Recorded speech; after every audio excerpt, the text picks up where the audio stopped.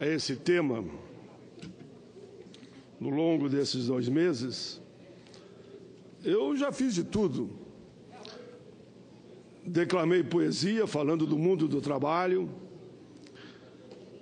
fiz o meu voto com o apoio da NPT, com o apoio do Anamatra, com o apoio da OAB, com o apoio de 17 juízes do Tribunal Superior do Trabalho. Fomos vitoriosos com esse relatório numa comissão e perdemos em 2. Mas sinto que aqui no plenário, senhor presidente, há uma grande vontade dos senadores de votar em alguns destaques. Tenho falado com inúmeros senadores. No principal, a gente não lhe acompanha, mas alguns destaques entendemos que seria positivo para essa casa votar. Por isso, senhor presidente, que eu faço mais uma vez um apelo ao Senado Federal da República. Eu tenho muito orgulho de ser senador do nosso país, um país continental que já esteve entre os 6 e 7 do mundo, hoje é a 8ª economia do mundo. E por isso eu quero reafirmar, senhor presidente, o Senado não pode deixar de cumprir o seu papel como casa revisora perante a história. Senhor presidente, seria irracional, seria, eu diria, irresponsável se assim agíssemos.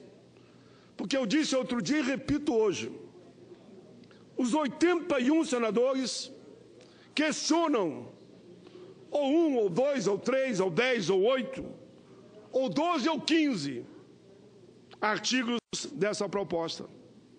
Só a base do governo apresentou 85 emendas.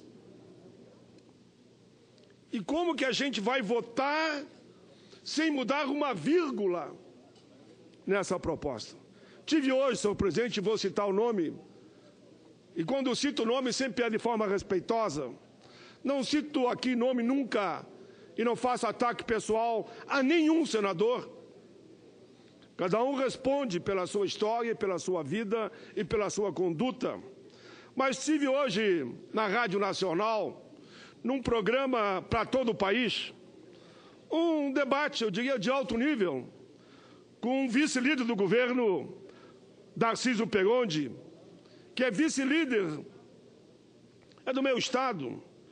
E quando eu questionei essa questão do Senado se posicionar, ele responde: os senadores não são crianças.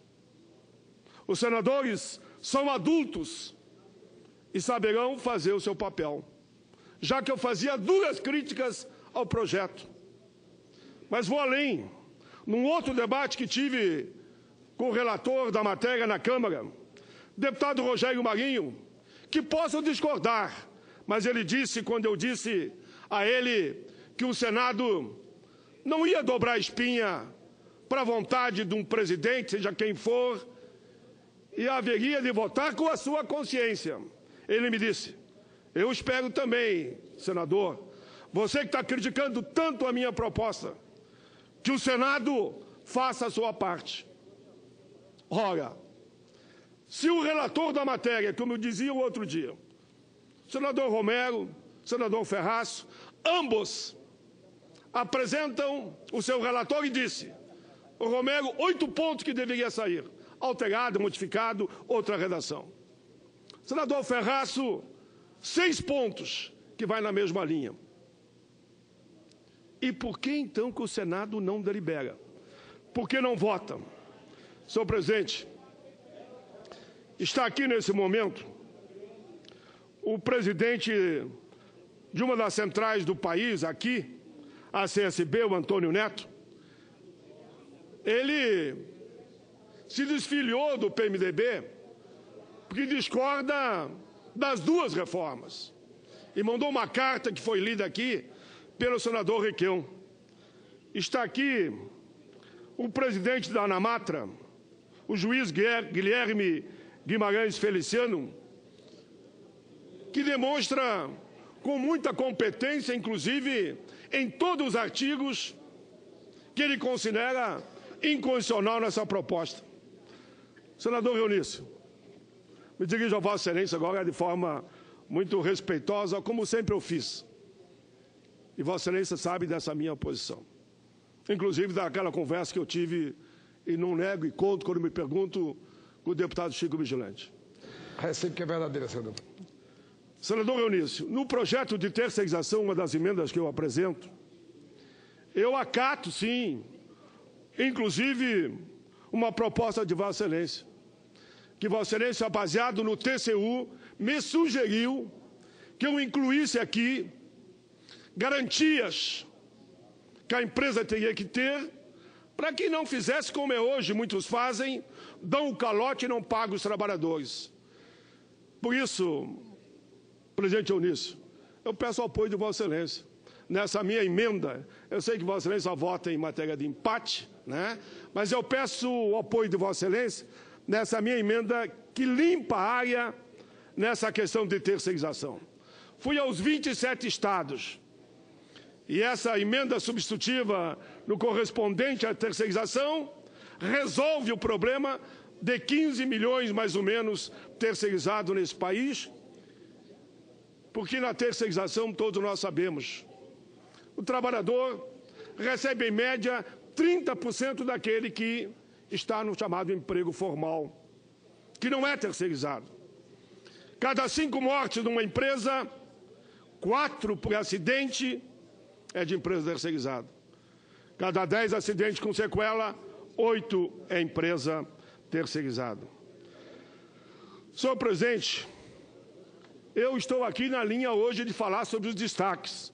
E como Vossa Excelência nos deu um bom tempo para o debate, e eu cumprimento Vossa Excelência, teremos hoje, teremos amanhã, teremos terça para discutir o projeto de destaques, eu faço outro apelo aos senhores senadores, mesmo aqueles que já me disseram que no principal votam a favor da reforma, mas que nos destaques estão olhando com muito carinho e respeito às propostas apresentadas.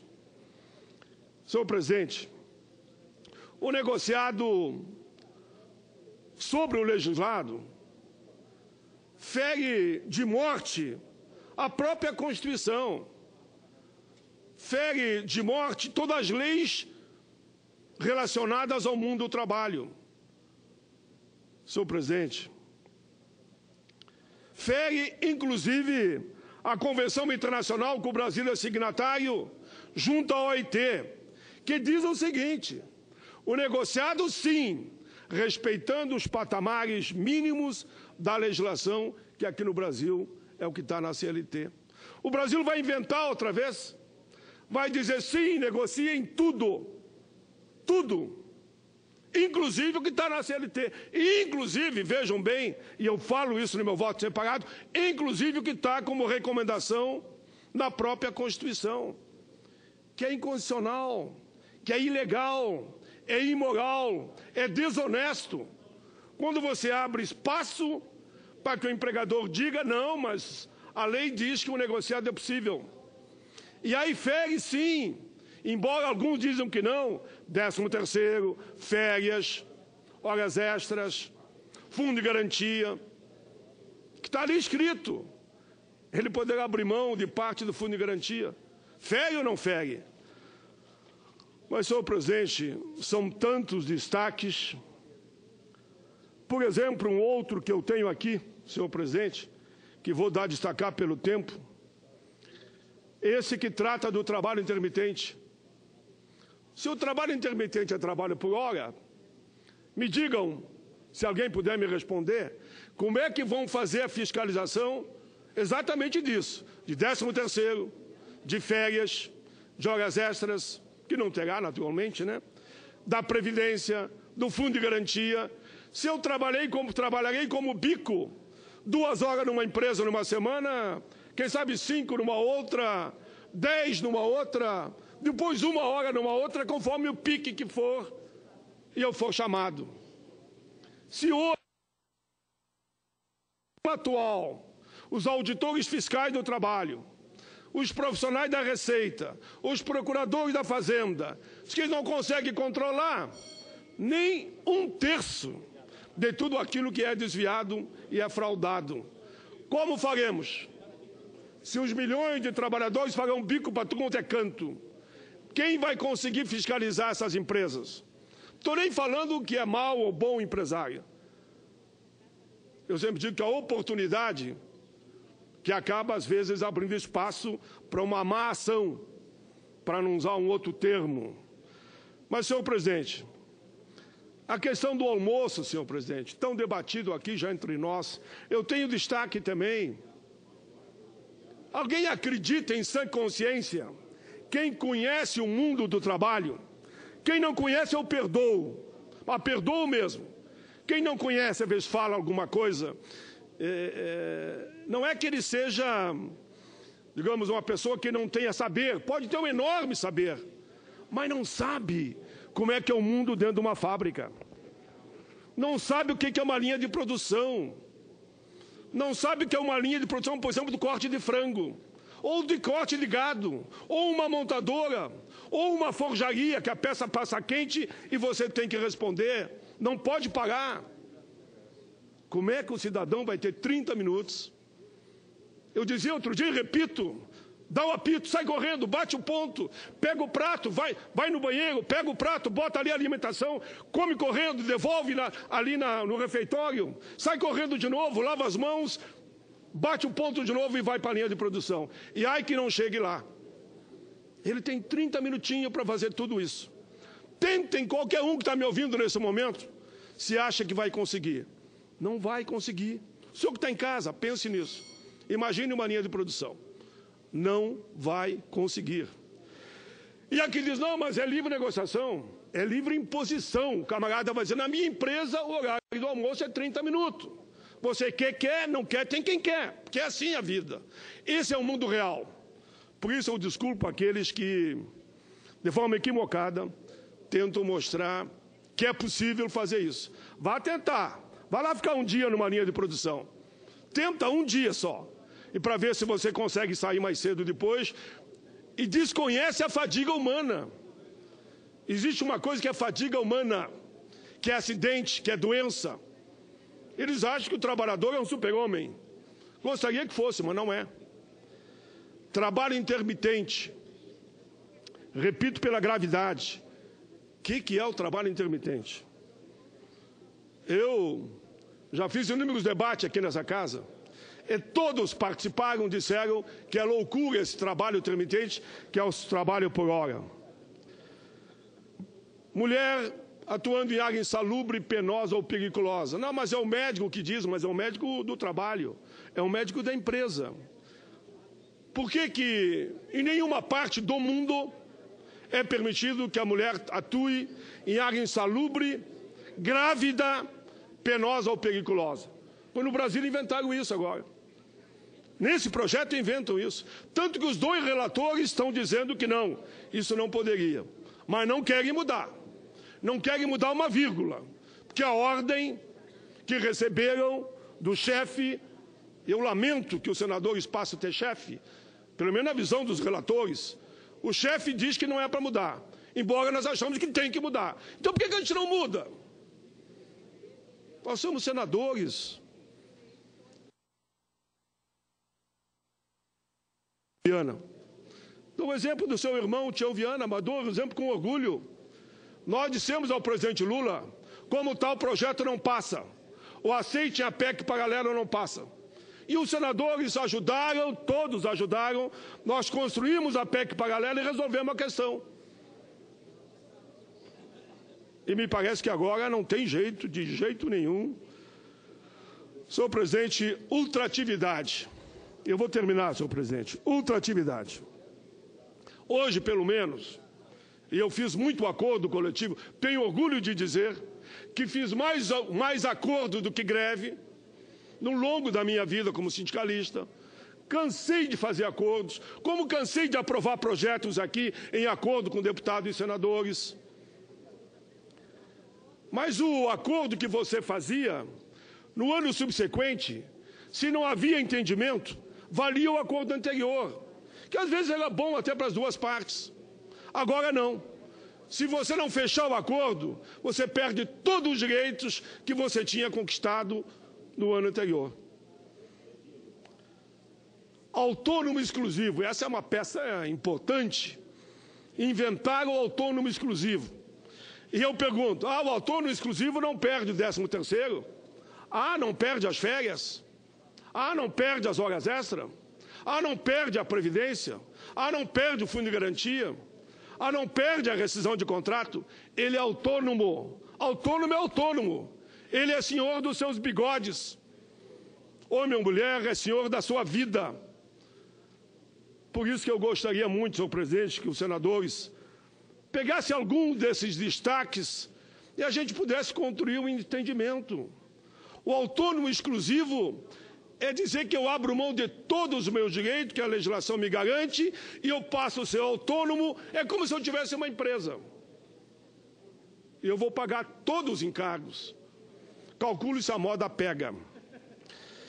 Trabalho igual, salário igual, que ponto chegamos? Aqui diz que trabalho igual, salário igual. Se a empresa não for no mesmo quarteirão, não precisa pagar. Então eu tenho o mesmo tempo de uma empresa que um outro cidadão. Faço a mesma produção. Tenho os mesmos anos de empresa que ele. Até, quem sabe, um mais qualificado que o outro. Mas aquele que tiver numa empresa ali próximo e não no mesmo quarteirão, não terá direito ao mesmo salário. Calcule o que vão fazer com as mulheres, onde eu tento aqui anos aprovar um projeto que a mulher, na mesma função, dando a mesma produtividade, o mesmo tempo, se quiser eu botar a mesma idade, teria direito ao mesmo salário. Não deixam aprovar. E aqui agora eles regulamentam. Senhor presidente, eu agradeço muito a Vossa Excelência. E Vossa Excelência foi generoso comigo mais uma vez. Eu tenho 2 minutinhos. Já sei que passei o tempo. Mas nesses 2 minutinhos, senhor presidente, eu quero fazer um apelo em nome da casa. Eu aprendi, senhor presidente, no longo da minha vida, a gostar mais do que nunca e dar o melhor de mim aonde eu trabalho. E aqui é o nosso trabalho. Esse é o Senado da República. Não é um sindicato, não é um boteco, né? Eu tenho orgulho do Senado, senhor presidente, e tenho orgulho de Vossas Excelências que aqui dão também grande parte da sua vida. E percebo que há um desgaste enorme do Senado. Não estou nem falando agora do mérito. Estou falando aqui de não votar, de não deliberar, de não chegar à conclusão que é unânime na casa, senhor presidente, é unânime, que alguma coisa tem que ser ajustada. Eu nunca vi um projeto que chega aqui com 117 artigos, cerca de 200 mudanças, e a gente não possa construir nada, nem mexer uma vírgula. Senhor presidente, acho que é possível. Conheço os senadores e senadoras. Acho que é possível construir um entendimento. E nós estamos aqui para isso. Se construirmos um acordo aqui e a Câmara votar numa semana ou 2, está tudo resolvido. Por que não caminhar para esse acordo? Espero muito, senhor presidente, que em nome do bom senso, em nome do Senado da República, a gente saia desse gueto que nos colocaram, que a gente tem que votar de qualquer jeito, e não sou contra o acordo firmado. Acordo é acordo. Discordei, claro, com a urgência. Mas se firmar o acordo, e você está cumprindo, de abrir sessões de debate, como vamos ter hoje, como vamos ter amanhã, e vamos ter na segunda, e vamos ter na terça, e na terça votamos, mas por que não votamos fazendo os ajustes necessários? Eu lembrei e repito. A PEC paralela eu participei, mas foi um grande acordo. Que o presidente Lula, na oportunidade, teve a grandeza de dizer: com a PEC paralela resolve tudo? Digo, resolve. Tinha as galerias aqui, muitos discordaram. Eu assumi a responsabilidade e aprovamos a PEC paralela, aprovamos o projeto principal, fundimos os dois e a questão ficou resolvida em paz e no espírito de grandeza e de solidariedade que tem que ter todo homem.